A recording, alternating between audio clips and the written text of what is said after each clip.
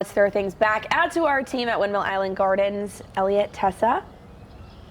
Hey guys, yeah, I would say, if you're not a fan of the crowds, come early because it is beautiful right now. We're able to enjoy all these tulips pretty much to ourselves. So as we know, 500,000 people will be coming out to Holland for Tulip Time over the next week or so and more.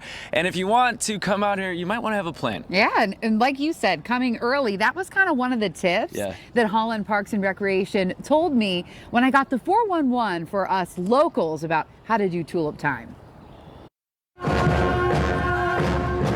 Tulip Time is here, an annual sign of spring for those of us who call West Michigan home. We want to make sure, though, that you don't feel like a tourist in your own community. If I'm a local and you just want to see some tulips, come sometime in the morning before lunchtime, and you could have it by yourself. If you want to see the beauty, but skip out on the crowds, Andy Kenyon suggests an early morning weekday visit or even a drive. We have about 8 miles of tulip lanes throughout the city, so you can drive in your car if you don't want to walk and see tulips. You might know most of the streets downtown Holland are one way, and the free public parking decks are on 7th and 9th Street. Local or not, parade days, Thursday and Saturday during Tulip Time's second week, are really going to shake things up downtown. There's lots of places that you can't park on parade days because of the busing that the school kids come in on and things like that, and the parade route floats and all of that. So yes, pay attention to that, as well as get here early. That's probably the biggest thing that I can say is plan ahead.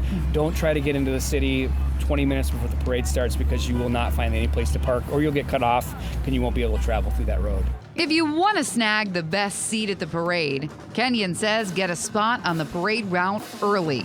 You can bring blankets and chairs, but those items can't save you a spot. We just ask you don't set those out the night before. It creates a mess, and it's not fair for everybody else that's coming in the day of. So yeah, you can bring chair in a bag and a blanket to sit down on. That's totally fine. And one last thing us locals should have the scoop on: where to go to avoid the restroom rush. 9th and Central, and one located on 8th Street next to the Marriott Hotel.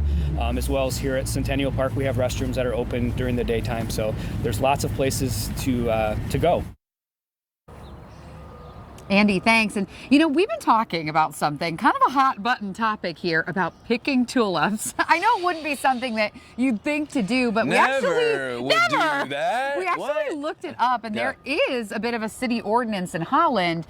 It kind of falls under destruction of property, but it wasn't listed a specific fine if you did pick a tulip. And when I was told about this, my boss looked right at me for some reason, so I felt that was kind of rude, but whatever. It's okay. Whatever. In short, just don't pick the tulips when you're here. Let them be so everyone can see them.